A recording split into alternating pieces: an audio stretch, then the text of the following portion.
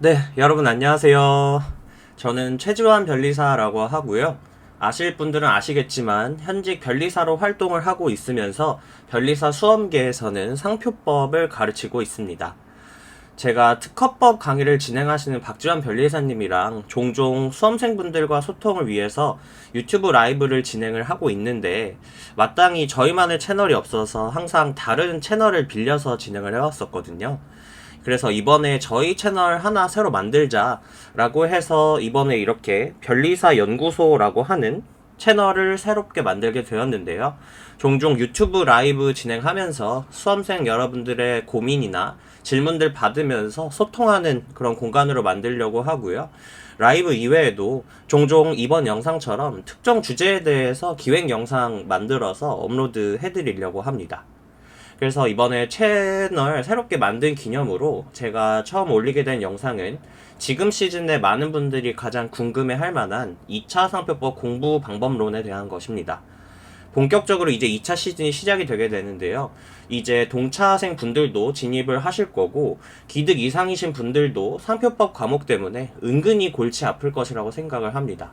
제가 최대한 도움이 많이 될 수 있게끔 자료 준비했으니까요. 잘 들어주시면 감사하겠고요. 그 다음에 지금 보고 계신 자료는 여기 아래쪽에 적혀있는 카페 주소 있죠. 거기 카페에 있는 제 자료실 게시판에다가 업로드를 해드릴 예정이니까요. 이 자료 별도로 다운받고 싶으신 분들은 참고해주시면 될 것 같습니다. 그럼 영상 너무 길어지면 안 되니까 바로 한번 내용 시작해 보도록 할게요. 네, 일단은 이번 영상에서 이제 말씀드릴 내용은 크게 세 가지 주제입니다. 그래서 첫 번째 주제는 사실상 공부 처음 시작하시는 분들을 위해서 2차 시험을 위해서 좀 필요한 기본 세팅에 대해서 제가 설명을 드리려고 하고요. 두 번째는 공부 방법론을 보기에 앞서서 2차 상표법 과목이 가지는 특징, 그리고 무엇 때문에 수험생들이 어려워하는지 그것에 대해서 설명을 드리도록 할 거고, 마지막은 그래서 이 2차 상표법 어떻게 공부해야 될 것이냐 간략하게 한번 설명드려 보도록 하겠습니다. 자, 첫 번째 2차 시험을 위한 기본 세팅부터 한번 보도록 할게요. 자, 그래서 일단 2차 시험이 어떠한 형태로 이루어지는지 간략하게 아셔야 되겠죠.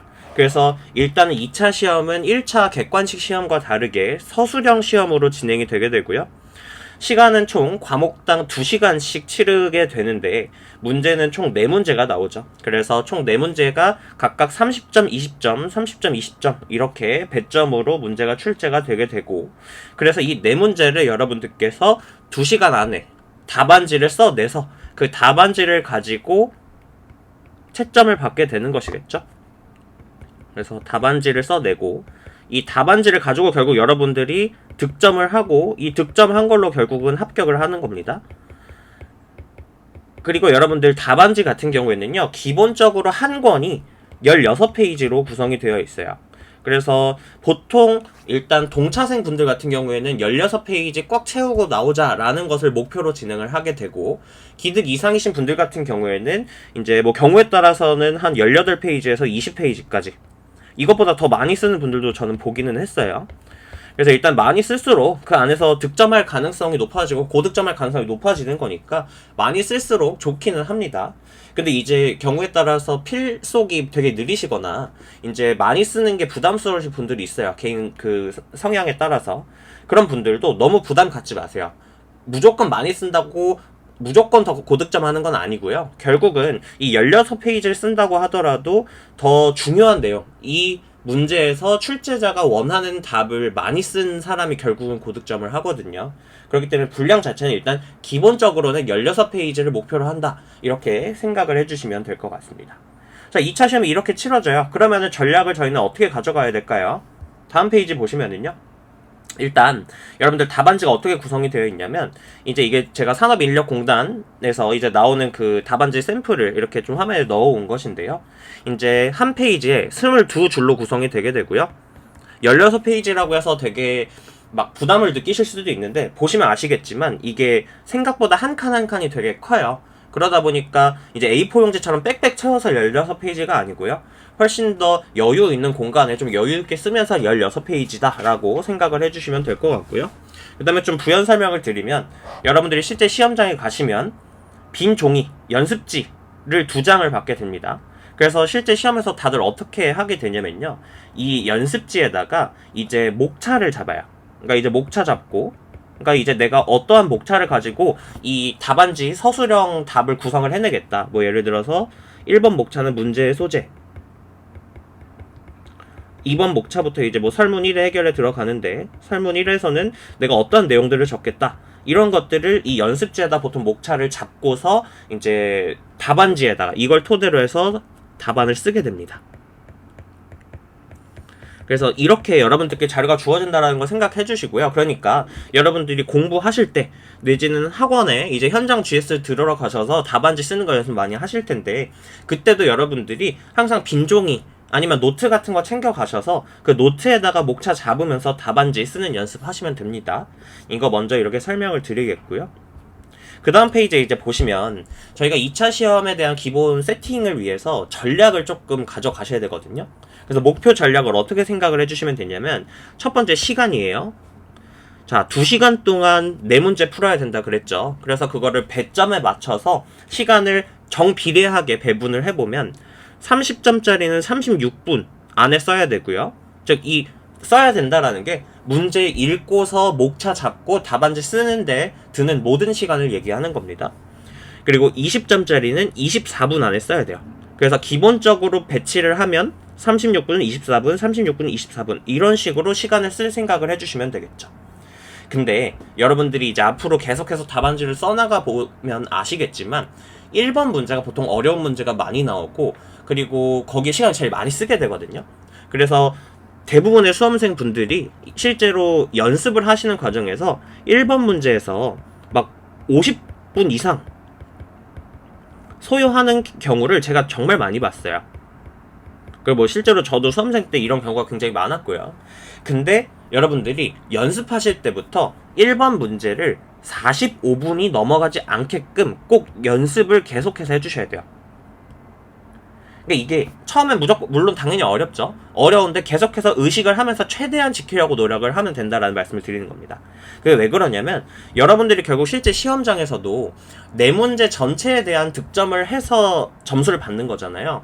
그러면 뒤에 문제까지 어느 정도 여유 시간을 남겨둬야 되거든요. 근데 1번에서부터 45분을 넘어가게 되는 순간 4번 문제는 진짜 거의 쓸 시간이 없게 됩니다. 그러면은 뒤에 4번에서 아무리 내가 잘 쓸 수 있는 문제가 나왔어도 쓸 시간이 없으니까 제대로 된 점수를 못 받는 거예요. 그러면은 전체 득점에서 굉장히 불리해지겠죠? 그러니까 그런 문제점을 방지를 하려면 진짜 어떤 일이 있어도 1번에서 아무리 어려운 문제가 나와도 45분을 넘기지 않게끔 연습을 해야 됩니다. 그래서 뭐 예를 들어서 어려운 문제가 나왔으면은 적당히 내가 아는 선에서 45분 분량으로 컷해서 아는 만큼 적고 넘어가는 연습을 한다든지, 아니면 내가 너무 잘 아는 쟁점이 나와서 쓸 게 너무 많다고 하더라도 그거를 다 쓰다가 시간을 오버하는 것보다는 뒤에 시간을 쓰는 게 나으니까 그냥 앞에서는 시간에 맞게끔 조금 줄여 적을 건 줄여 적고 넘어가자, 이런 마인드로 접근을 해주셔야 됩니다. 이거 좀 포인트로 생각을 해주시고요. 그 다음에 이제 30점짜리 36분을 또 그 안에서 시간을 어떻게 배분할 것이냐, 여러분들 목차 잡는데 시간을 무조건 할당을 하셔야 되거든요. 그래서 30점짜리는 문제 읽고 목차 잡는데 대략 7, 8분 정도 생각해 주시면 됩니다. 그러니까 7, 8분 정도 고심해서 논점들 뽑아내고 목차 구성 대략적으로 한 다음에 나머지는 이제 말 그대로 쓰는 시간, 한 28분 정도를 쓰는 시간으로 생각을 해주시면 됩니다. 20점짜리는 한 목차 잡는데 5, 6분을 넘어가면 안 돼요. 5, 6분 넘어가면 안 되고 18분에서 19분 동안 답안지를 이제 작성을 해주시면 되겠습니다. 일단 이렇게 시간 전략은 생각을 해주시고요. 그 다음에 분량도 여러분들께서 어느 정도 생각은 해주셔야 됩니다. 그래서 여러분들께서 이것도 제가 16페이지 기준으로 일단은 설명을 드릴게요. 물론 이걸 넘어가도 됩니다. 근데 이제 표준적인 목표량을 말씀을 드리는 거예요. 이것도 16페이지를 배점에 맞게끔 정비례하게끔 배분을 해보면 30점짜리는 4.8페이지가 나오고요. 20점짜리는 3.2페이지가 나오거든요. 근데 여러분들이 이렇게 뭐 4.8, 3.2 복잡하게 생각하시지 마시고요. 그냥 30점짜리는 5페이지 채운다, 20점짜리는 3페이지 분량 정도로 작성한다, 이렇게 목표를 가져가 주시면은 답안 연습하실 때 조금 깔끔하게 와닿으실 거예요. 그래서 여러분들께서 이제 좀 정리를 다시 해보면 30점짜리는 36분, 그때 7, 8분 안에 목차를 잡고 28분 정도 답안을 적는데 분량은 5페이지 정도 적는다. 20점짜리는 5, 6분 목차 잡고 18분에서 19분 동안 답안지를 쓰는데 3페이지 정도 답안을 쓴다. 이렇게 생각을 해주시면 될 것 같습니다. 이 기본 세팅 머릿속에 익혀주시길 바라겠고요. 그 다음에 이제 공부를 하기 위해서 필요한 것들이 있어요. 여러분들 2차 시험 하려면 여러분들께서 굉장히 중요한 게 펜 선택하는 겁니다. 그래서 펜 잘 선택해야 되는데 중요한 포인트가 이거예요. 남들이 다 쓰는 거 쓰는 것도 당연히 좋기는 하겠지만 본인한테 일단 맞는 거를 여러 가지를 써보면서 선택을 해야 돼요. 그래서 여러분들이 선택을 하실 때에는 펜 대도 선택을 해야 되고 펜 심도 선택을 해야 됩니다. 그리고 이게 꼭 맞춰서 갈 필요가 없어요. 예를 들어서 여기 제가 뭐 에너겔 펜대라고 했는데 에너겔 펜대에다가 제트스트림 펜심을 넣어서 상호 호환이 되거든요. 그래서 상호 호환이 되니까 그냥 개별적으로 결정을 해서 매칭을 해서 여러분들께서 써주시면 되겠습니다. 그래서 여러분들이 여러 가지를 써보면서, 이게 왜냐면 펜대도 본인 손에 맞는 게 따로 있고요. 펜심 같은 경우에도 이게 미끌미끌 거리는 정도가 다르고, 그 다음에 이 굵기도 제가 예시로 써놓기는 했는데 굵기도 나는 예를 들어 0.5가 더 잘 맞다 이런 분들이 있어요. 그래서 이건 여러분들이 써보시면서 본인한테 맞는 거를 좀 선택을 해야 된다라는 점을 설명을 드릴게요.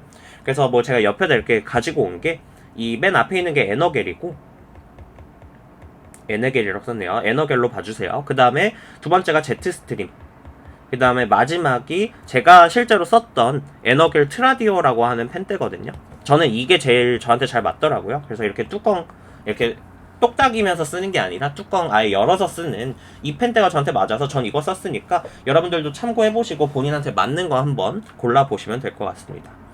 펜심 같은 경우에는 참고로 에너겔이 더 잘 미끄러지는 스타일이에요. 그래서 이제 좀 빨리빨리 쭉쭉 미끄러지면서 쓰고 싶다라고 하시는 분들은 에너겔 써보시면 됐고, 그 다음에 제트스트림도 부드럽기는 한데 에너겔보다는 조금 덜 미끄러지거든요. 그러니까 근데 이게 너무 미끄러지면 사람 그 손이나 어떤 그 성향에 따라서 그 미끄러지는 걸 잡느라고 팔에 힘이 많이 들어가시는 분들이 있어요. 그런 분들은 제트스트림도 한번 써보시면 되겠습니다. 그리고 뭐 사라사라는 펜심도 많이 쓰는 것 같으니까 참고해보시면 되겠고요. 그 다음에 펜심 같은 경우에는 그 제가 0.5도 말씀을 드리기는 했는데 가능하면 0.7을 저는 추천을 드려요. 왜냐면 답안지가 아까도 말씀드렸듯이 생각보다 한 칸이 넓거든요. 근데 거기에다 0.5짜리로 써버리게 되면은 너무 답안지가 비어 보입니다. 이 답안지라는 거는 이제 결국 사람이 직접 채점을 하는 건데 인상이 되게 중요하거든요. 그러면 답안지를 딱 폈을 때 이렇게 조금 빼곡하게 채워져 있다, 아는 걸 많이 썼구나 라는 느낌을 줘야 돼요. 그러면 어느 정도 굵기가 있는 걸로 전체적으로 좀 채워진 느낌을 주는 게 저는 좋다라고 생각을 합니다. 그래서 저도 0.7, 저는 에너겔 0.7짜리 심을 썼었고요. 근데 이제 다만 저는 선택 과목으로 회로 이론을 했었는데 회로 이론 같이 이렇게 수식을 써야 되고 이제 좀 복잡하게 써야 되는 것들은 0.7로 쓰면은 오히려 가독성이 좀 떨어져요. 그래서 저는 회로 이론 할 때에는 딱 그때만 0.5짜리 심을 썼었습니다. 이런 점도 각자 좀 여러 가지 주변에 어떤 펜들 쓰는지 좀 살펴보면서 본인한테 맞는 거 찾아보시길 바라겠고요. 그 다음에는 여러분들 또 중요한 거 스톱워치를 구비를 하셔야 됩니다.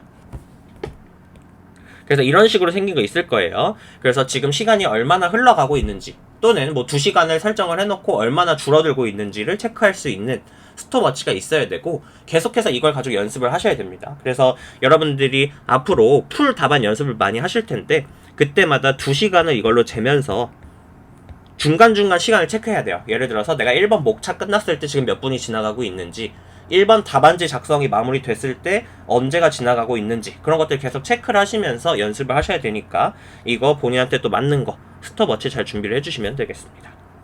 이게 기본적으로 준비하셔야 되는 거고, 그 다음에 선택적으로 준비하시면 좋을 만한 거는, 이건 필수는 아니에요. 저도 안 썼습니다. 근데 이제 쓰시다 보면은 이거 답안지 여러분들 되게 많이 써야 되거든요.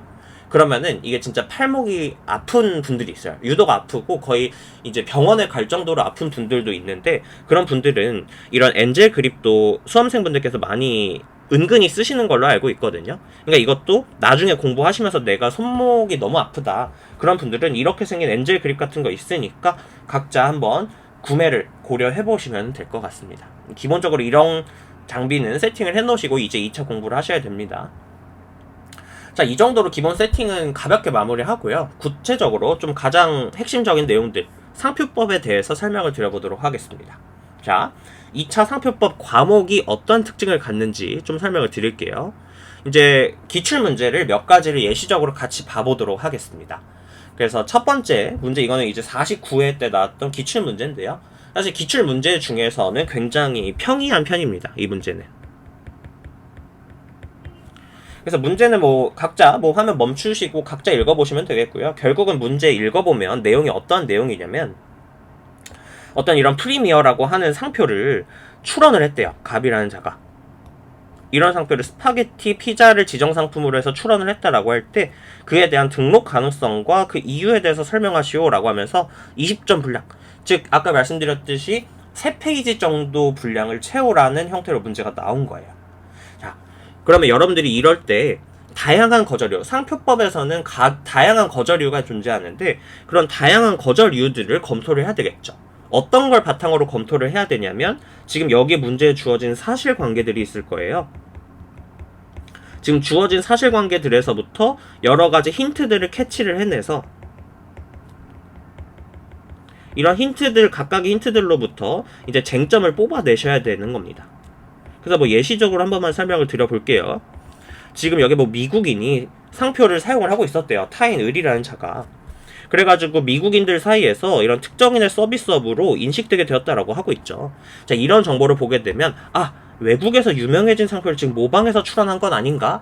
라는 생각을 하면서 여러분들이 상표법 거절 이유 중에서 34조이랑 13호의 거절 이유가 있거든요. 이것들을 쟁점을 뽑아내셔야 되는 거고, 그 다음에 마지막 줄을 보시게 되면 지금 이 단어 프리미어가 최고의라는 단어의 뜻을 가진다라고 하잖아요.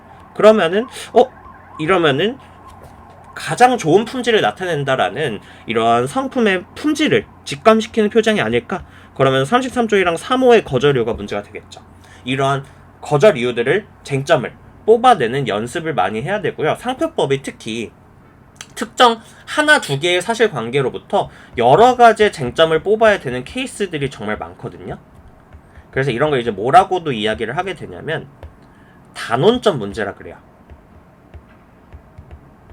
이런 단원점 문제가 여러분들 다른 3법 과목인 민사소송법이나 특허법에 비해서 좀 많이 나오고 그런 논점이 많이 추출될 수 있다는 게 하나의 특징이 됩니다. 그러다 보니까 많은 분들이 어려워해요. 그리고 실제로 이제 다음 페이지에도 보시면요, 이건 이제 당장 작년 기출 문제거든요. 작년에 유독 이런 형태의 문제가 많이 나왔는데 이 문제는 자세히 보지 않을 거고 설문 2번의 말미만 한번 볼게요.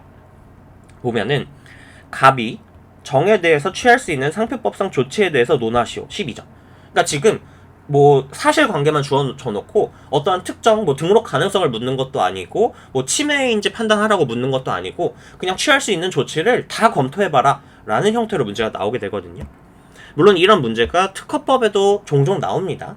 근데 상표법에서 유독 더 많이 나오고 상표법에서 문제가 나왔을 때 더 써야 되는 쟁점들이 많아요. 이런 것 때문에 일단은 많은 분들이 상표법을 어려워하고요. 그 다음에 또 이런 기출문제도 있습니다. 다음 페이지에 보시면 상표권의 이전에 대해서 그냥 절차 효과, 그 이전의 제한에 대해서 설명하시오 라고 하고 이게 20점짜리 문제였습니다. 이러한 형태로도 문제가 나온다라는 거예요. 이런 문제를 저희가 뭐라고 하냐면 단문 문제라고 이야기를 하거든요. 그러니까 이 단문 문제는 특징이 앞에 저희가 봤던 거랑 다르게 특정 사실관계에다가 법리를 적용하는 문제가 아니라 그냥 특정 법리 자체를 물어보고 그 법리만 쓰는 거죠. 이런 식으로요. 이런 단문 문제도 상표법에서 굉장히 자주 나오는 편입니다. 거의 매해 빠지지 않고 나오는 편이고요.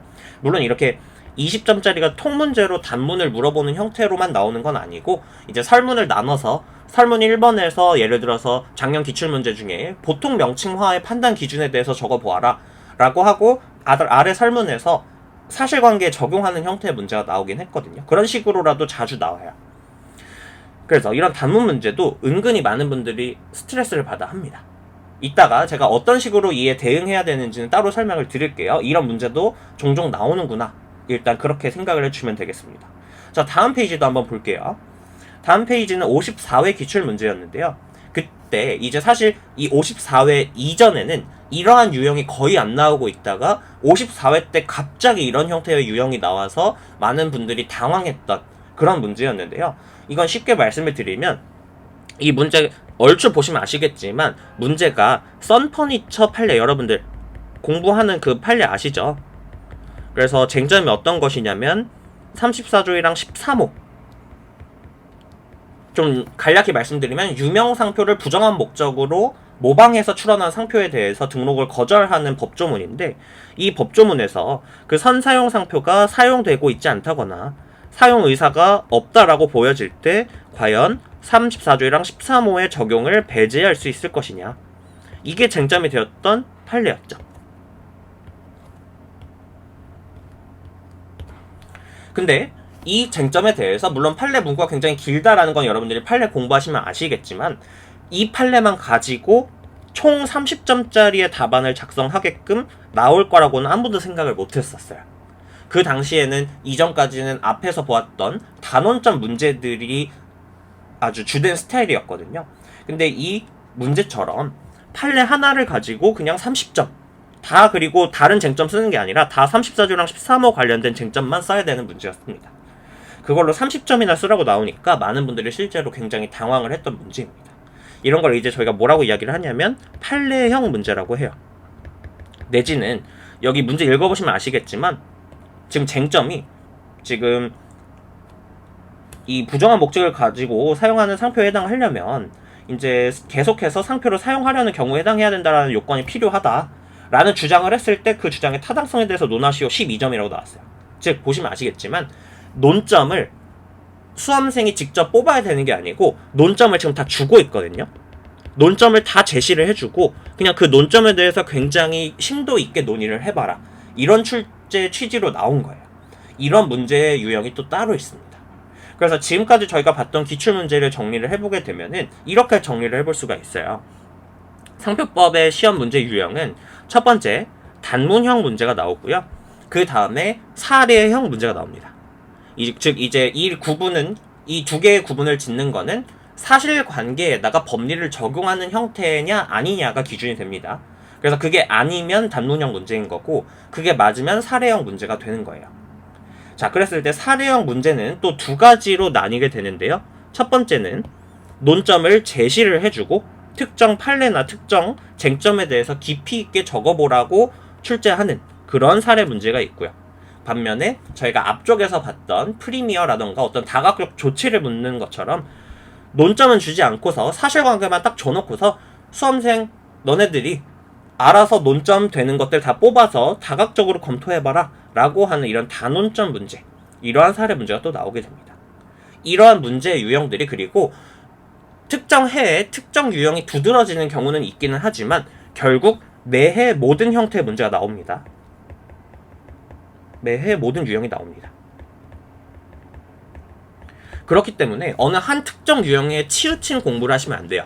모든 유형에 다 대비를 할 수 있는 공부를 해주시는 게 중요하겠고요. 각각에 대해서 어떻게 공부해야 되는지 제가 간략하게 설명을 드려보도록 하겠습니다. 첫 번째 단문형 문제입니다. 단문형 문제 같은 경우에는 별다른 어려움이 없어요. 여러분들이 그냥 기본 이론 공부 잘 해두시면 됩니다.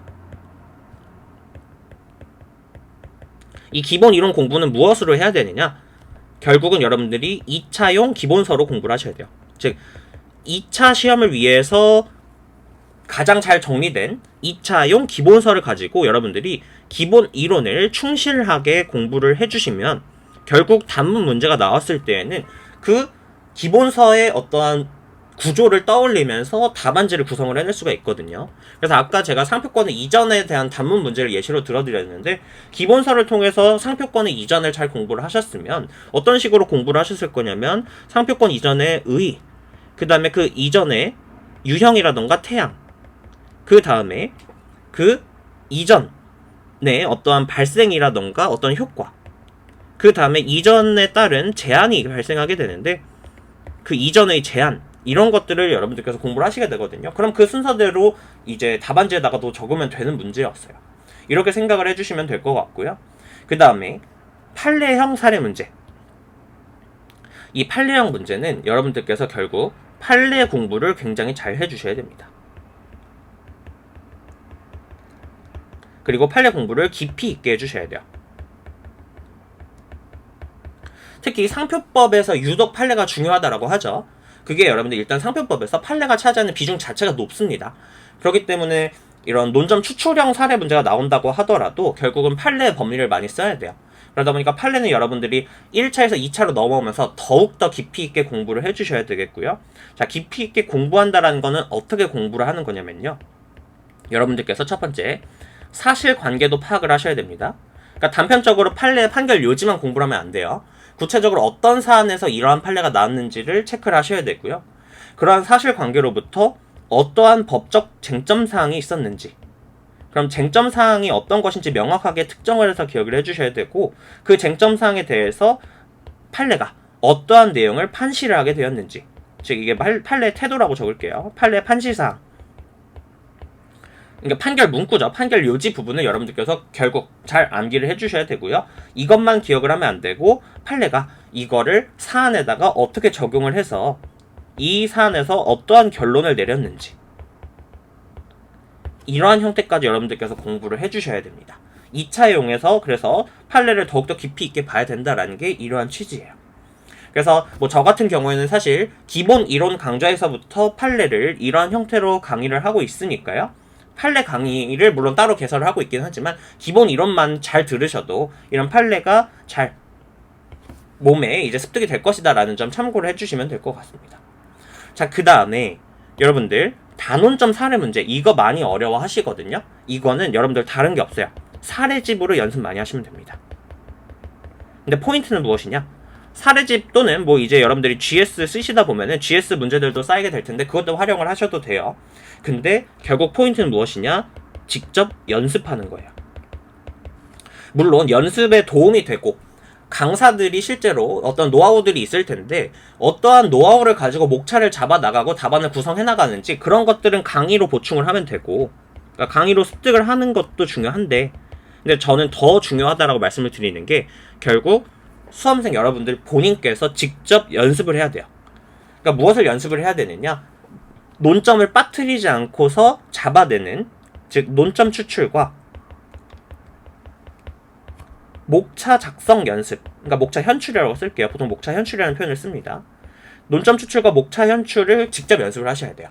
그리고 이거를 할 때부터 이제 문제마다 점수가 있을 텐데 그 점수에 맞게끔 목차 잡는 시간 아까 제가 배분해드렸잖아요. 30점짜리는 7, 8분, 20점짜리는 5, 6분이라고 말씀드렸는데 그 시간을 재면서 시간 내에 목차 잡는 연습을 많이 해주셔야 됩니다. 이건 결국 연습을 해서 실력을 늘려가는 수밖에 없어요. 이거는 강의로만 100% 커버가 안 됩니다. 그러니까 직접 꼭 연습을 해보면서 본인의 스타일과 어떠한 방식들을 만들어 나가셔야 돼요. 이렇게 공부를 하시면은 모든 유형에 대해서 잘 대비가 된다라는 거 설명을 드릴 수 있을 것 같고요. 그래서 이런 분들 제가 굉장히 많이 듣거든요. 아, 시간이 저는 부족해서 그냥 실전 GS만 반복적으로 하나 보고 들어가려고 합니다. 자, 절대 그렇게 공부하시면 안 돼요. 그렇게 공부하시면 지금 제가 여기에 적어드린 것들이 커버가 안 됩니다. 결국 여러분들 2차 시험 1년에 한 번 있는데 도박 걸 거 아니잖아요. 물론 이제 그 실전 GS 하나만 봤는데 거기서만 문제가 4문제가 다 나오면은 도박에 성공해서 그 상표법 고득점 할 수 있어요. 근데 1년에 한 번 있는 시험에다가 굳이 왜 도박을 합니까? 이렇게 탄탄하게 공부하면 충분히 이제 중고득점 이상 나올 수 있어요. 그러니까요. 여러분 이렇게 기본 이론도 탄탄하게 하시면서 판례 탄탄하게 하시면서 사례집으로 연습 충분히 하시면은 모든 유형에 충분히 대비가 가능하니까요. 제가 구체적으로 이 내용을 바탕으로 2차 상표법을 어떻게 공부해야 되는지 설명을 드리도록 하겠습니다. 자, 다음 페이지 와보시면 이제 공부 방법론이 나오네요. 자, 그래서 일단 여러분들이 공부하실 때에는 이 과정을 꼭 거치셔야 됩니다. 그게 3가지 단계로 제가 나눠왔거든요. 첫 번째는 일단 이론과 판례 공부하는 거예요. 저희 앞에서 제가 문제 유형 보면서 설명드렸겠지만 이론 공부도 중요하고 결국 판례 공부도 굉장히 중요합니다. 그래서 이거는 여러분들께서 지금 이 영상을 보신 때부터 시험 치르기 전까지 계속해서 하셔야 되는 거예요. 그러니까 뭐 한 달 했다라고 해서 이론 판례 공부 끝, 그렇게 하시면 안 됩니다. 여러분들이 이론 판례를 100% 이해하고 정리하고 암기하기 전까지는 계속 하셔야 되는데 이제 제가 경험상 알아요. 시험장에 들어가기 전까지는 계속해서 정리할 게 생깁니다. 그러니까 여러분들 이거는 한 달 하고 뭐 끝낸다 이렇게 접근하실 게 아니라 그냥 시험 전까지 꾸준히 한다라고 생각을 해주시면 됩니다. 근데 여기서 포인트가 무엇이냐면요. 여러분들께서 일단은 초반에는 충분하게 이해하고 그것들을 머릿속에 정리하는 시간이 필수예요. 물론 이 이후부터는 이것들을 암기를 해나가셔야 되겠지만 암기를 여러분들이 잘하는 방법 중에 하나가 뭔지 아세요? 바로 해당 쟁점들에 대해서 충분하게 이해하고 그거를 정리해 놓는 겁니다. 아무것도 정리 안 된 상태에서 이렇게 4-5줄 되는 문구를 암기하려면 시간 엄청 오래 걸립니다. 근데 그것들을 충분하게 이해해서 그 판결 요지의 취지를 이해를 하고 그것들의 문구를 구조를 정리를 하고 나서 암기를 하잖아요. 훨씬 시간이 단축됩니다. 그렇기 때문에 이해 정리하는 공부가 계속해서 이루어져야 된다는 거 좀 강조드리겠고요. 그 다음에 이것도 제가 시기별로 조금 나눠봤는데요. 여러분들께서 이론 판례를 기본기를 다져가는 초반 단계에서는 일단 전반적으로 공부를 해주시면 됩니다. 즉 그냥 쉽게 말해서 책 1페이지부터 책이 끝날 때까지 진도순을 이렇게 쭉 보시면 돼요. 전반적으로. 처음에는 그렇게 하셔야 되겠죠. 근데 여러분들이 중후반 때부터는 어떤 거에 포인트를 맞춰주시면 되냐면 1페이지부터 뒷페이지까지 순서대로 회독을 하는 게 여러분들 중요한 게 아닙니다. 여러분들이 공부를 하시다 보면은 점점 자신 있고 잘하는 파트가 생기는 반면에 계속해서 마음에 걸리고 계속해서 정리가 안 되는 약한 파트들이 생겨요. 예를 들어서 상표 같은 경우에는 절차 파트라던가 아니면 마드리드 이런 국제 출원하고 관련된 파트 내지는 비전형 상표하고 관련된 파트들 이런 것들이 분명히 여러분들 계속 약하고 정리하기 싫은 파트로 남아있을 건데요. 그런 부분들을 여러분들께서 후반부로 갈수록 계속해서 체크를 하면서 약한 걸 메꾸는 공부를 하셔야 돼요. 그러니까 여기서 말하고자 하는 포인트가 뭐냐면 여러분들께서 공부하다 보면은 잘하는 부분을 계속 하고 싶어 하거든요. 왜냐면 그래야 마음이 편해요. 여러분들이 마음이 편하니까 계속 그냥 내가 잘하는 뭐 예를 들어서 나 불사용 취소 심판이 재밌어서 계속 그것만 공부할 거야 이렇게 공부를 하게 되는 경향이 있어요. 특별하게 생각을 안 하면. 근데 그렇게 하는 거는 절대로 득점을 잘 하는데 도움이 되는 공부 방법은 아닙니다. 합격하는 공부 방법은 아니에요. 왜 그러냐? 여러분들이 시험에 합격하려면 잘하는 거 계속 해봤자 의미가 없어요. 못하는 걸 계속 채워나가는 공부를 해야 되는 겁니다. 그래서 여러분들이 후반부로 갈수록 본인을 계속해서 진단을 하세요. 그러니까 이제 뭐 계속해서 답안지를 써나가고 그런 단계에서도 본인을 진단하면서 내가 지금 어떤 파트가 약한지를 체크를 하시고 그 약한 파트를 메꾸는 공부를 계속해서 해주시길 바라겠습니다. 자, 그래서 이 첫 번째 이론 판례 공부하고 관련해서는 여러분들이 활용하실 수 있는 강의는 보통 동차생 분들 같은 경우나 아니면 기득이신 분들도 이제 기본 이론이 약하시면은 바로 심화 가지 마세요. 기본 이론부터 탄탄히 하고 가시는 게 오히려 돌아가지 않는 방법입니다. 그래서 기본 이론 강의는 일단 가장 기본이 되는 강의니까 필수로 들어주시면 되겠고 기득 이상이신 분들 중에서 이제 나는 조금 더 심화적인 이론을 배우고 싶다던가 아니면은 판례집을 강사와 함께 정리하고 싶다 생각이 드시면 판례 심화 강의를 참고해 보시면 되겠습니다. 자, 그 다음에 두 번째 단계입니다. 기본 이론이 어느 정도 정리가 되고 나면은 사례 연습을 들어가셔야 됩니다. 이건 말씀드렸듯이 사례집을 통해서 꾸준히 연습을 해야 되고요. 논점을 추출하면서 목차 잡는 연습을 해주셔야 됩니다. 근데 포인트는 무엇이냐? 직접 시간 재고 연습을 하셔야 된다라는 거예요. 물론 강의로서 여러분들께서 참고하실 수 있는 강의로 답안 작성 입문 강의가 있습니다. 그리고 참고로 제가 작년에 비해서 올해로 넘어오면서 이제 좀 주제별로 정리하는 걸로 강의 구성을 바꾸었는데 굉장히 도움이 많이 되게끔 바꾸었고 강의 촬영이 잘 되고 있거든요. 그래서 이 강의를 들으시면은 분명히 이런 유형의 문제에선 이렇게 목차 잡아야겠구나 그런 여러 가지 툴들이 분명히 생기실 거라고 생각을 해요. 근데 그거 역시도 결국 포인트는 다시 위로 돌아와서 여러분들께서 직접 시간을 재고 연습을 많이 해주셔야 실력이 향상이 됩니다. 강의만 들어서는 실력 향상은 안 돼요. 그렇기 때문에 반드시 직접 연습을 해보는 거를 꼭 포인트로 잡아주시고 그래서 여러분들이 사례집 공부하는 단계로 들어간 이후 시점부터는 계속해서 앉아서 공부하는 시간에도 시간을 일부 할애를 해가지고 시간 제거 목차를 잡아보는 연습을 해보셔야 됩니다. 물론 이거 연습하는 게 저도 해봐서 아는데 상당히 힘들거든요. 근데 힘들어도 어차피 여러분들께서 합격을 하려면 그 시간들을 거쳐야 된다라는 거 생각해 주시고, 언젠가 합격해서 이러한 과정을 거쳐야 된다면 지금 거치는 게 제일 좋다, 이런 마인드로 연습 꾸준하게 해주시길 바라겠습니다. 그 다음에 마지막 단계, 결국 이게 또 중요한데, 여러분들 답안 작성 연습 꾸준하게 해주셔야 되죠. 특히 한 동차생 분들 같은 경우에도 5, 6월부터는 답안 작성 연습을 꾸준하게 해주셔야 됩니다. 그래서 이 답안 작성이라고 하는 거는 실제 시험처럼 2시간 동안 4문제를 그 실제 시험장에서 맞닥뜨리는 답안지와 동일한 구성의, 그리고 동일한 형식의 답안지에다가 쓰는 연습을 해주셔야 돼요. 이 답안 작성은 기본적으로 현장 GS를 활용을 해주셔도 되겠고, 또는 본인의 필요에 따라서 나는 조금 더 많이 쓰는 연습을 하고 싶다 하면 쓰기 스터디도 활용해보는 것도 방법이 될 것 같습니다. 또는 시험 막바지에 되면은 이제 저희 메가 변리사, 저희 학원에서도 전국 모의고사를 실시하게 되는데, 이런 모의고사도 활용을 해보실 수가 있을 것 같습니다. 그래서 이때 계속해서 여러분들이 시간 관리하는 것도 연습을 해보시면서 답안지를 작성을 할 때 어떤 식으로 해야 되는지를 계속해서 스스로 피드백을 해나가시면서 공부를 해주시면 좋을 것 같아요. 자, 그때 여러분들께서 한번 꼭 해보셨으면 하는 게 어떤 것이냐면요, 바로 여기 써있는 본인이나 스터디원의 답안을 피드백해보는 거예요. 즉 이건 어떤 관점이냐면, 본인의 답안지를 써보고 그냥 끝내는 게 아니라, 만약에 내가 채점자라면 이 답안을 봤을 때 어떠한 인상을 느낄 것인가? 그러니까 내가 지금 고득점을 주고 싶을 것이냐? 아니면 별로 고득점 주고 싶지 않은 답안이네? 라는 생각이 분명히 직접 피드백을 한번 해보시면 느껴지실 거예요. 그러면서 목차를 조금 더 눈에 잘 보이게 써야겠다, 아니면은 판례 키워드가 조금 더 눈에 잘 보이게 써야겠다 라고 하는 그런 피드백을 꼭 한번 해보시길 바라겠습니다. 그걸 스스로 하기 어려우면은 쓰기 스터디를 진행하면서 스터디원이랑 바꿔보면서 어떤 부분을 개선하면 좋을지 한번 봐보시면은 느끼는 점이 분명히 많을 거예요. 그래서 이런 것도 꼭 한번 해보시길 바라겠습니다. 자, 이게 기본적인 전체적인 공부 방법이에요. 이 과정을 해나가시면 되겠고, 그때 제가 추가적으로 설명을 드릴 부분은 투트랙 공부입니다.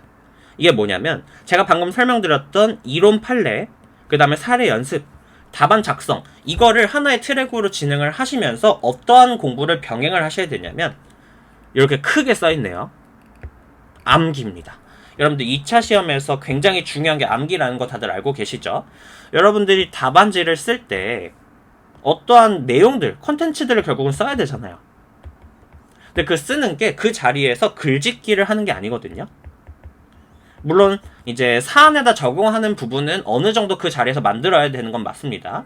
근데 100%가 글짓기는 아니에요. 그렇기 때문에 당연히 답안지에 적는 거의 70%에서 80%는 여러분들이 암기해간 내용들을 적는 겁니다. 그렇기 때문에 암기가 굉장히 중요한데요. 암기는 제가 투트랙이라고 말씀드린 이유가 뭐냐면, 이 트랙 1은 여러분들께서 앉아서 공부하는 시간을 해주셔야 돼요. 근데 두 번째 트랙, 이 암기는 여러분들이 앉아서 공부하는 시간에 주로 하기보다는 자투리 시간에 주로 하셔야 됩니다. 그래서 예를 들어서 공부하는 장소로 이동하는 시간, 아니면 중간중간에 좀 스트레칭 겸 산책하는 시간이 있으면 그 산책 시간, 밥 먹기 전후 시간, 아니면 잠자기 전 잠깐 시간을 내서 이런 자투리 시간에 암기를 하시는 것이 좋습니다. 일단 이렇게 자투리 시간에 암기를 하잖아요. 그럼 암기가 더 잘 돼요. 머릿속에 더 잘 남습니다. 그리고 이런 자투리 시간에 하나하나 조금씩 암기하잖아요. 그러니까 굳이 자투리 시간에 많은 걸 암기하려고 할 필요가 없어요. 예를 들어서 이동 시간에 한 10가지 정도, 한 5가지 정도 암기하겠다라고 해보겠습니다. 그 다음에 산책 시간에 또 어떤 5개를 암기를 해요. 밥 먹기 전후 시간에 점심 저녁 해가지고 5가지를 암기를 하고, 잠자기 전에 또 5가지를 암기하잖아요. 이렇게만 암기를 해도 하루에 거의 한 25개 정도는 암기할 수가 있고, 이렇게 해가지고 거의 6일만 쌓여도 어떤 내용을 150가지를 암기할 수 있는 겁니다. 즉 하루하루 꾸준히 쌓아 나가는 게 중요해요. 그렇기 때문에 이런 자투리 시간 잘 활용해 주시길 바라겠고요. 암기 같은 경우에는 절대로 이런 마인드를 가지시면 안 되는 게 뭐냐면, 나는 이해 정리하는 공부가 마무리되고 나서부터 암기를 하겠다, 이렇게 접근을 하시면 잘못된 방법이에요. 어떻게 암기를 하셔야 되냐? 지금 당장부터 매일 꾸준히 시험 당일날까지 계속 암기를 하셔야 돼요. 그게 무슨 말이냐면, 여러분들이 이해 정리 다 하고 암기하려고 하잖아요. 끝도 없이 미뤄져요. 그래서 여러분들이 5, 6월부터 암기하려고 시작하면은 3, 4월부터 미리 암기량 꾸준히 쌓아놓으신 분들이랑 엄청난 격차가 발생하게 됩니다. 그렇기 때문에 여러분들이 2월, 3월부터 당장 암기 시작하셔야 됩니다. 그랬을 때 첫 번째로 암기하셔야 되는 건 어떤 거냐면 의취지 요건이에요. 그러니까 이게 뭐냐면 여러분들이 굳이 이해 정리하는 공부를 많이 안 했다고 하더라도 암기를 시작할 수 있는 게 이거거든요. 근데 이게 가장 먼저 외워야 되는 또 다른 이유도 있어요. 뭐냐면 여러분들이 답안지를 나중에 구성을 할 때 아시겠지만 의취지 요건이 결국은 답안지에서 가장 먼저 나오게 되거든요. 앞쪽에 나오게 돼요. 그러니까 예를 들어 어떤 법조문을 검토를 할 때에는 의취지를 먼저 적고 다른 쟁점들을 쓴다는 겁니다. 그렇기 때문에 의취지가 잘 암기되어 있으면은 답안지의 전체적인 구성이 빨리 잡혀요. 빨리 스타일이 자리 잡게 됩니다. 그렇기 때문에 이거 먼저 이해 정리 안 된 상태라고 하더라도 암기 시작하시고요. 그 다음에 이제 이 1순위 암기가 어느 정도 되면서 이해 정리하는 공부도 어느 정도 됐을 때 그때부터 2순위로서 판례 학설 심사 기준과 같은 여러 판단 기준들에 대한 암기를 진행을 하는 겁니다. 이것도 진행을 해주시고 이제 여러분들이 어느 정도 공부량도 쌓이고 사례 연습도 어느 정도 됐다. 그럼 그 다음에는 여러분들이 사례풀이를 할 때 어떠한 목차 툴을 가지고 어떠한 전략을 가지고 목차를 잡아 나갈 것인지 이런 것도 여러분들이 어느 정도 암기는 해주셔야 됩니다. 그래서 이런 것들을 암기를 해주신다, 꾸준히 해주신다라는 생각해 주시면 좋을 것 같고요. 참고로 상표법하고 관련해서 제가 여러분들 도움 드리기 위해서 상표법 암기 자료를 매해 작업을 해가지고 올려드리고 있거든요. 거기에는 의취지 요건 암기 자료도 있고 나아가서 경과 규정에 대한 암기 자료도 있습니다. 그리고 판례 암기 자료도 있고요. 그 다음에 두문자 암기 자료도 있습니다. 이건 제 테마 상표법 교재에 있는 그 두문자를 암기하는 자료인데요. 그 자료들을 제가 여기 저희 수업용 카페에다가 또 업로드 자료실에 해놨으니까요. 많은 분들께서 암기 이 자료들 잘 활용해서 암기해 주시면 좋을 것 같습니다. 참고로 이 암기 자료는 제가 굉장히 옛날부터 이제 제가 거의 최초로 이렇게 암기 자료를 다양하게 만들어서 수험계에 업로드를 해드리고 있는데 많은 분들께서 진짜 도움 많이 됐다라고 하시거든요. 자료 잘 활용하셔서 암기 부담 없이 많이 해주시길 바라겠습니다. 이 정도 설명드리고요. 자, 이제 구체적으로 동차생이신 분들과 기등 이상이신 분들의 전체적인 공부 계획에 대해서 조금 설명을 드릴게요. 그래서 이 세로 축은 월이 진행되는, 기간이 진행되는 것을 나타내고 이 각각의 항목은 어떤 공부를 해야 되는지, 그 다음에 어떤 강의를 참고해야 되는지, 어떤 암기를 해야 되는지 설명을 드릴게요. 자, 동차생 분들은 컨셉 굉장히 간단합니다. 일단 2, 3월 기간 동안에 기본 이론 플러스 판례 공부를 해주셔야 돼요. 그때 어떤 강의를 활용해 주시면 되냐면 이론 완성 기본 강의를 활용을 해주시면 될 것 같습니다. 그래서 여러분들 말씀드렸듯이 기본 이론과 판례 공부 잘하는 거 정말 중요해요. 그러니까 잘 활용해서 기본 이론과 판례 공부해 주시길 바라겠고요. 이거 강의 들으시면서 공부하시면서 바로 암기 뭐 병행해 주시면 되냐면 의취지 요건 암기 자료 제가 올려드린 거 있거든요. 그걸로 바로 암기 시작해 주세요. 바로 암기 시작해 주시면 되고 이건 참고로 제가 동차생 분들 같은 경우에는 저희 메가 변리사에서 진행하는 동차 합격 가이드가 있는데 거기에서도 제가 따로 설명을 드렸거든요. 그 영상도 꼭 한번 참고해 주시길 바라겠고요. 거기서 이제 제가 설명 드릴 때에도 진도가 조금 빠르신 분들 같은 경우에는 3월에도 답안 작성 입문 강의 바로 들어가셔서 마무리 하셔도 됩니다. 그러니까 본인 스타일에 따라서 이 속도에 따라서 결정을 해주시면 될 것 같아요. 그래서 여유 있으신 분들은 답안 작성 입문을 이때 수강을 해주셔도 되겠고요. 그 다음에 4월에는 이제 어떤 스탠다드한 기준으로 봤을 때 동차생 분들도 사례풀이 연습을 이제 들어가셔야 됩니다. 사례풀이 연습은 여러분들이 답안 작성 입문 강의를 참고해서 진행을 해주시면 될 것 같고요. 이 강의, 제 강의 OT 보시면 아시겠지만 다 제가 진도표랑 사례집 어떤 것들 풀이해야 되는지 적어놨거든요. 그 순서에 맞춰서 연습을 해주시면 될 것 같습니다. 그러면서 이제 여러분들이 기본 이론과 판례 공부하면서 이해했던 판례들을 어느 정도 암기를 해주시면 됩니다. 암기는 이렇게 해주시면 돼요. 그 다음에 이제 위에서 답안 작성 입문을 미리 다 들으셨던 조금 진도가 빠른 동차생 분들, 좀 빠른 코스로 가는 분들 같은 경우에는 이때 실전 GS A형을 들어주시면 될 것 같습니다. 그래서 이때 A형을 통해서 여유 되신 분들은 풀 답안 작성 연습해 주시면 되겠고요. 그 다음에 참고로 말씀을 드리면 이 실전 GS A형이 제가 4월 달에 현강으로도 열리거든요. 물론 온라인으로도 열립니다. 근데 이제 현강으로도 열리다 보니까 현강도 참고해 주시면 좋겠고, 근데 현강 같은 경우에는 지금 벌써 수강 신청을 받고 있어요. 그러니까 많은 분들께서 수강 신청하시려면 이게 정원이 한정이 되어 있다 보니까 이제 미리미리 좀 참고하셔서 본인 스케줄이 어떻게 될 것 같은지 참고하셔서 미리 수강 신청을 해 놓으시면 좋을 것 같습니다. 이렇게 설명을 드리고, 그 다음에 이제 5월이 되면은 모든 분들께서 5, 6월 기간 동안에는 답안 작성을 풀로 계속해서 연습을 하셔야 됩니다. 그 다음에 말씀드렸듯이 기본 이론과 판례는 약한 파트 위주로 해서 계속해서 정리하는 공부를 병행을 하셔야 되고요.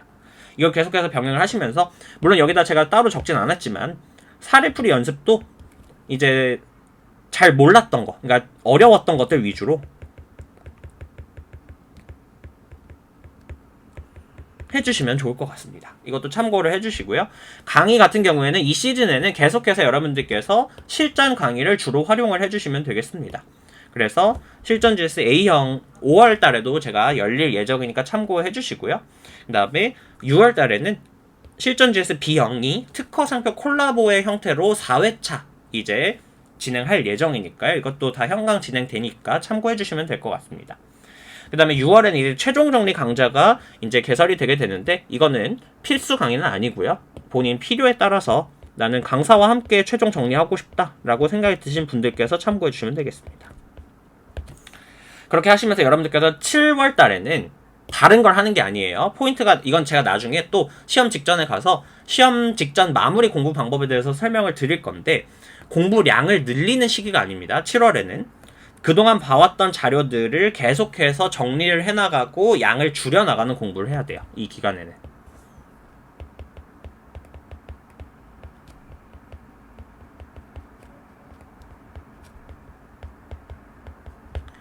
양을 줄여나가는 공부를 하면서 풀답안 작성 같은 경우에는 감을 잃지 않게끔 주 1, 2회 정도 연습을 해주시면 됩니다. 그래서 7월 달에는 나중에 정리해나가는 공부를 한다 이렇게 생각해 주시면 되겠고요. 그 다음에 이제 암기 같은 경우에는 5, 6, 7월 같은 경우에는 뭐 특별하게 암기를 할 게 없고, 지금까지 암기했던 것 중에서 모자란 거 계속해서 보충 암기를 해주시면 되겠고, 사례풀이 전략 암기라던가, 여기 종합적으로 암기한다라는 게 모자란 부분 계속 암기를 해야 된다라는 겁니다. 이렇게 공부를 진행을 해주시면 될 것 같습니다. 전반적인 스케줄이 어느 정도 머리에 들어오죠. 그 다음에 기득 이상이신 분들 같은 경우에는요, 공부 같은 경우에는 별다른 게 없습니다. 이것도 공부를, 이론 판례 공부를 하는 것과 답안 목차 연습, 여기 답안 목차 연습이라고 하는 건 당연히 풀답안도 포함이 되어 있습니다. 풀답안도 포함이 되어 있고 사례집 연습도 포함이 되어 있는 겁니다. 두 개를 계속해서 병행해서 가져가세요. 그러니까 기득 이상이신 분들은 이론 판례가 어느 정도 지금도 되어 있을 것이기 때문에 답안 목차 연습도 바로 진행을 하시면서 모자란 이론 판례를 계속해서 보충하는 방식으로 공부를 해주시면 될 것 같습니다. 나아가서 이 기간에, 동차 기간에 시간이 부족해서 판례집이 아니라 조금 축약된 판례 보충 자료로 공부를 하셨다면, 이때 기득 이상이신 분들은 판례집을, 상표 같은 경우에는 꼭 봐주시면 좋을 것 같아요. 판례집이 조금 두껍기는 한데, 이제 제 판례집 기준으로 말씀을 드리면 판례 원문이 실려있기 때문에 여러분들께서 판례 공부하시기에 가장 좋으실 거예요. 가장 깊이 있게 공부를 하실 수가 있는 교재이기 때문에 판례집 해독도 좀 참고를 해보시면 좋을 것 같아요. 그래서 초반에는, 물론 이제 제가 2, 3월로 이것도 한정을 해놓기는 했지만 꼭 한정할 필요는 없고, 본인한테 약한 거를 일단 초반에 빨리 메꾸세요. 그래서 내가 답안 작성, 목차 연출이 약하면 답안 작성 입문 강의를 활용하시고요. 내가 이론 부분이 약하다 싶으시면은 심화 이론 강의나 판례 심화 강의를 참고해서 이론 실력을 확 늘려놓으시길 바라겠습니다. 그리고 이 4, 5, 6월에도 중간중간에 약한 부분을 계속해서 강의를 활용을 해주시면 되겠고, 근데 결국 포인트는 뭐냐면, 기득 이상이신 분들은 실전 GS를 많이 쓰시기는 해야 돼요. 그래서 그 실전 감각을 아주 많이 늘려야 된다는 거 참고해 주시길 바라겠고요. 그 다음에 여기도 적어놨듯이 약점을 메꿀 수 있는 강의를 필요에 따라서 들어주시면 됩니다. 뭐 남들 들으니까 다 듣겠다 이러실 필요 없고, 본인한테 필요한 강의를 들어주시면 됩니다. 그 다음에 마찬가지로 7월 달에는 점점 정리해나가는 공부를 해주셔야 되겠고요. 암기 같은 경우에도 일단은 의취지 요건 암기가 1순위고, 그 다음에 판례 암기 2순위, 그 다음에 나머지 종합적으로 암기한다 이렇게 생각해 주시면 될 것 같습니다. 자, 이렇게 설명드리고 좀 참고로 말씀을 드리면, 그리고 어떤 거 좀 생각해 주시면 좋냐면, 여러분들께서 특허법이나 상표법 같은 경우에는 3, 4월에 좀 암기를 많이 해주세요. 그게 왜 그러냐면 여러분들께서 5, 6, 7월에는 특히 민소 암기량을 더 늘려야 되거든요. 그러다 보니까 이 기간에는 특허 상표가 어느 정도 이미 암기가 완성이 되어 있게끔, 물론 다 완성이라는 건 없겠지만 완성도가 어느 정도 채워져 있을 정도로 3, 4월에 좀 특허 상표 암기를 먼저 많이 해주시면 좋을 것 같습니다. 민소는 5, 6, 7월에 더 스퍼트를 많이 내면 되니까요. 이 점도 참고를 해주시면 좋을 것 같네요. 자, 그래서 이렇게 해가지고 꽤 길게 진행을 했는데 제가 준비한 2차 상표법 공부 방법론에 대한 설명을 마무리를 할 수 있을 것 같습니다. 어떻게 조금 첫 기획한 영상인데 도움이 많이 되셨나요? 자, 도움이 많이 되셨길 바라겠고요. 그 다음에 이제 앞으로도 이 유튜브 채널도 종종 활용을 할 예정이니까요. 혹시나 이제 이 유튜브 채널을 통해서 기획되었으면 하는 주제들, 다뤄줬으면 하는 주제들이 있으시면은 댓글을 통해서 남겨주시게 되면 저희가 피드백 반영을 해가지고 그러한 영상들도 도움이 되게끔 기획을 잘 한번 해보도록 하겠습니다. 자, 그러면은 저는 여기서 설명 마무리하도록 하겠고요. 그 다음에 참고로 말씀을 드리면 제가 2월 19일, 그러니까 2023년도 기준입니다. 지금 업로드가 그래도 이 전에는 이루어질 것 같아서 2월 19일 일요일에 저녁 시간에 대략 한, 이거 확정되면 이건 따로 공지를 드리겠습니다. 대략 한 9시 이후에 지금 저희 이 유튜브 채널을 통해서 유튜브 라이브를 진행할 예정입니다. 이 유튜브 라이브는 참고로 동차 진입생 분들을 위해서, 주로 동차 진입생 위주예요. 근데 뭐 이 분들만을 위주로 하는 건 아니고요. 이 분들이랑 이제 2차 기존 기득 이상 수험생 분들 대상으로 해가지고 질문도 받고 여러 가지 좋은 말들도 이제 해드리려고 하니까요. 특히 이때 제가 59회 합격자 분을 모실 거예요. 이 합격자 분 중에는 이제 최연소 분과 이제 동일한 나이인 거죠. 그러니까 생일 때문에 최연소로 발표가 되진 않았는데 이제 그 분이면서 이제 생동차로 합격하신 분도 이제 초청을 했으니까요. 그분께서 또 작년 시험 기준으로 해가지고 도움되는 말씀 많이 해주실 것 같아요. 그래서 이 유튜브 라이브도 많이들 참고해보시고 와서 이제 같이 소통할 수 있는 그런 시간이 되었으면 좋겠습니다. 자, 그러면 저 여기서 마무리 하도록 하겠고요. 저는 이제 본 강의 때 또 찾아뵙도록 하겠습니다. 다음에 뵙도록 하겠습니다. 여러분들 감사합니다.